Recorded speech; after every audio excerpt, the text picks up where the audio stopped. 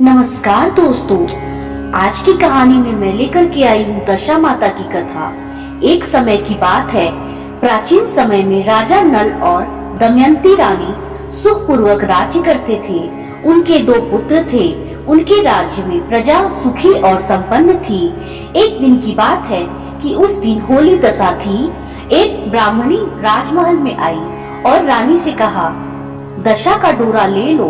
बीच में दासी बोली, हाँ रानी साहिबा, आज के दिन सभी सुहागिन महिलाएं दशा माता की पूजन और व्रत करती हैं तथा इस डोरे की पूजा करके गले में बांधती हैं, जिससे अपने घर में सुख समृद्धि आती है। अतः रानी ने ब्राह्मणी से डोरा ले लिया और विधि अनुसार पूजन करने के गले में बांध दिया। कुछ दिनों के बाद राजा नल ने दमयंती के गले में डोरा बंधा हुआ देखा तो राजा ने पूछा, इतने सोने के गहने पहनने के बाद भी आपने यह डोरा क्यों पहना है? रानी कुछ कहती इसके पहले ही राजा ने डोरे को तोड़कर जमीन पर फेंक दिया। रानी ने उस डोरे को जमीन से उठा लिया और राजा से कहा, यह तो दशा माता का डोरा है, आपने उनका अपमान करके अच्छा नहीं किया है। जब रात्रि में राजा सो रहे थे तब दशा माता स्वप्न में बुढ़िया के रूप में आई और राजा से कहा, हे राजा, तेरी अच्छी दशा जा रही है और बुरी दशा आ रही है। तूने मेरा अपमान करके अच्छा नहीं किया है। ऐसा कहकर बुढ़िया दशा माता अंतर्ध्यान हो गई। अब जैसे तैसे दिन बीतते गए, वैसे वैसे कुछ ही दिनों में राजा के ठाट बाट, हाथी घोड़े, लाव लश्कर, धन धान, सुख शांति सब कुछ नष्ट होने लगे। अब तो भूखे मरने का समय तक आ गया। एक दिन राजा ने दमयंती से कहा, तुम अपने दोनों बच्चों को लेकर अपने मायके चली जाओ। रानी ने कहा, मैं आपको छोड़कर कहीं नहीं जाऊंगी। जिस प्रकार आप रहेंगे उसी प्रकार मैं भी आपके साथ रहूंगी। तब राजा ने कहा, आप अपने देश को छोड़कर दूसरे देश में चले, वहाँ जो भी काम मिल जाएगा वही काम कर लेंगे। इस प्रकार नल दमयंती अपने देश को छोड़कर चल दिए। चलते चलते रास्ते में भील राजा का महल दिखाई दिया। वहाँ राजा ने अपने दोनों बच्चों को अमानत के तौर पर छोड़ दिया। आगे चले तो रास्ते में राजा के मित्र का गांव आया। राजा ने रानी से कहा, चलो हमारे मित्र के घर चले। मित्र के घर पहुंचने पर उनका खूब आदर सत्कार हुआ और पकवान बनाकर भोजन कराया। मित्र ने अपने शयन कक्ष में सुलाया। उसी कमरे में मोर की आकृति की खूंटी पर मित्र की पत्नी का हीरो जड़ा कीमती हार टंगा था। मध्य रात्रि में रानी की नींद खुली तो उन्होंने देखा कि वह बेजान खूंटी हार को निकल रही है। यह देखकर रानी ने तुरंत राजा को जगा कर दिखाया और दोनों ने विचार किया कि सुबह होने पर मित्र के पूछने पर क्या जवाब देंगे। अतः यहाँ से इसी समय चले जाना चाहिए। राजा रानी दोनों रात्रि को ही वहाँ से चल दिए। सुबह होने पर मित्र की पत्नी ने खूंटी पर अपना हार देखा। हार वहाँ नहीं था। तब उसने अपने पति से कहा, तुम्हारे मित्र कैसे हैं जो मेरा हार चुराकर रात्रि में ही भाग गए? मित्र ने अपनी पत्नी को समझाया कि मेरा मित्र कदापि ऐसा नहीं कर सकता। धीरज रखो, कृपया उसे चोर मत कहो। आगे चलने पर राजा नल की बहन का गांव आया।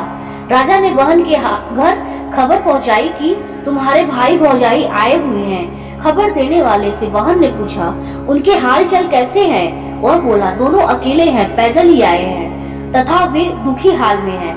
इतनी बात सुनकर बहन थाली में कांदा रोटी रख कर भैया भाभी से मिलने आई। राजा ने तो अपने हिस्से का खा लिया, परंतु रानी ने जमीन में गाड़ दिया। चलते चलते एक नदी मिली। राजा ने नदी में से मछलियां निकालकर रानी से कहा, तुम इन मछलियों को भूजो, मैं गांव से परोसा लेकर आता हूँ। गांव का नगर सेठ सभी लोगों को भोजन करा रहा था। राजा गांव में गया और परोसा लेकर वहां से चला तो रास्ते में चील ने झपट्टा मारा तो सारा भोजन नीचे गिर गया। राजा ने सोचा कि रानी विचार करेगी कि राजा तो भोजन करके आ गया और मेरे लिए कुछ भी नहीं लाया। उधर रानी मछलियां भूनने लगी तो दुर्भाग्य से सभी मछलियां जीवित होकर नदी में चली गई। रानी उदास होकर सोचने लगी कि राजा पूछेंगे और सोचेंगे कि सारी मछलियां खुद खा गई। जब राजा आए तो मन ही मन समझ गए और वहां से आगे चल दिए। चलते चलते रानी के मायके का गांव आया। राजा ने कहा, तुम अपने मायके चली जाओ, वहां दासी का कोई भी काम कर लेना। मैं इसी गांव में रहकर कहीं भी नौकरी कर लूंगा। इस प्रकार रानी महल में दासी का काम करने लगी और राजा तेली के खाने पर काम करने लगा। दोनों को काम करते बहुत दिन हो गए। जब होली दशा का दिन आया तब सभी रानियों ने सिर धोकर स्नान किया। दासी ने भी स्नान किया। दासी ने रानियों का सिर गूथा तो राजमाता ने कहा, मैं भी तेरा सिर गूथ दूं।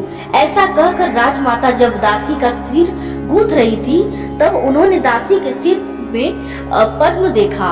यह देखकर राजमाता की आंखें भर आई और उनकी आंखों से आंसू की बूंदें गिरी। आंसू जब दासी के पीठ पर गिरे तो दासी ने पूछा, आप क्यों रो रही हैं? राजमाता ने कहा, तेरी जैसी मेरी भी बेटी है जिसके सिर में भी पद्म था, तेरे सिर में भी पद्म है। यह देखकर मुझे उसकी याद आ गई। तब दासी ने कहा, मैं ही आपकी बेटी हूँ। दशा माता के कोप से मेरे बुरे दिन चल रहे हैं, इसीलिए यहाँ चली आई। माता ने कहा, बेटी तूने यह बात हमसे क्यों छिपाई? दासी ने कहा, माँ मैं सब कुछ बता देती तो मेरे बुरे दिन नहीं कटते। आज मैं दशा माता का व्रत करूंगी तथा उनसे गलती की क्षमा याचना करूंगी। अब तो राजमाता ने बेटी से पूछा, हमारे जमाई राजा कहाँ है? बेटी बोली, वे इसी गांव में किसी तेली के घर काम कर रहे हैं। अब गांव में उनकी खोज कराई गई और उन्हें महल में लेकर आए। जमाई राजा को स्नान कराया, नए वस्त्र पहनाए और पकवान बनाकर उन्हें भोजन कराया गया। अब दशा माता के आशीर्वाद से राजा नल और दमयंती के अच्छे दिन लौट आए। कुछ दिन वहीं बिताने के बाद अपने राज्य जाने को कहा। दमयंती के पिता ने खूब सारा धन, लाव लश्कर, हाथी घोड़े देकर बेटी जमाई को विदा किया। रास्ते में वही जगह आई जहाँ रानी ने मछलियों को भुना था और राजा के हाथ से चील की झपट्टा मारने से भोजन जमीन पर गिरा था। तब राजा ने कहा, तुमने सोचा होगा कि मैंने अकेले भोजन कर लिया होगा, परंतु चील ने झपट्टा मारकर गिरा दिया था। अब रानी ने कहा, आपने भी सोचा होगा कि मैंने जो मछलियाँ भुनी थी वो अकेले ही खा गई, परंतु वो तो जीवित होकर नदी में चली गई थी।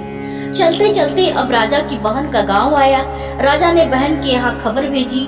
खबर देने वाले से पूछा कि उनके हाल चाल कैसे हैं। उसने बताया कि वे बहुत अच्छी दशा में हैं। उनके साथ हाथी घोड़े लाव लश्कर हैं। यह सुनकर राजा की बहन मोतिया की थाल सजा कर लाई। तभी दमयंती ने धरती माता से प्रार्थना की और कहा, माँ आज मेरी अमानत मुझे वापस दे दो। यह कहकर उस जगह को खोदा जहाँ कांदा रोटी गाड़ दिया था। खोदने पर रोटी तो सोने की है और कांदा चांदी का हो गया।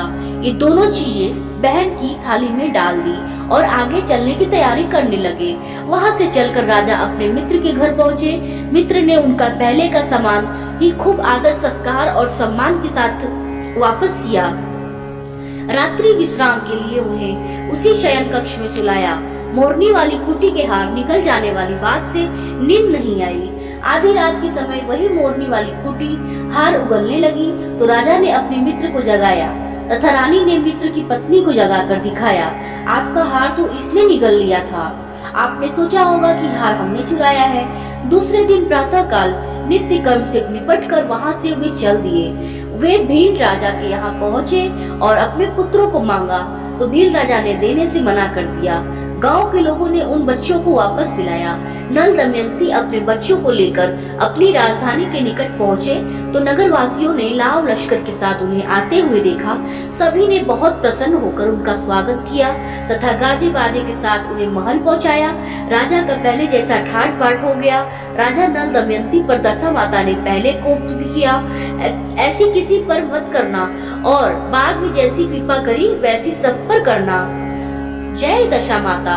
उम्मीद करती हूँ दोस्तों आपको वीडियो पसंद आई होगी। वीडियो पसंद आए तो लाइक करें, कमेंट करें, शेयर करें। चैनल पर नए आए हैं तो चैनल को सब्सक्राइब करें, बेल आइकन दबाना बिल्कुल ना भूलें। फिर मिलते हैं नेक्स्ट वीडियो, तब तक के लिए जय दशा माता।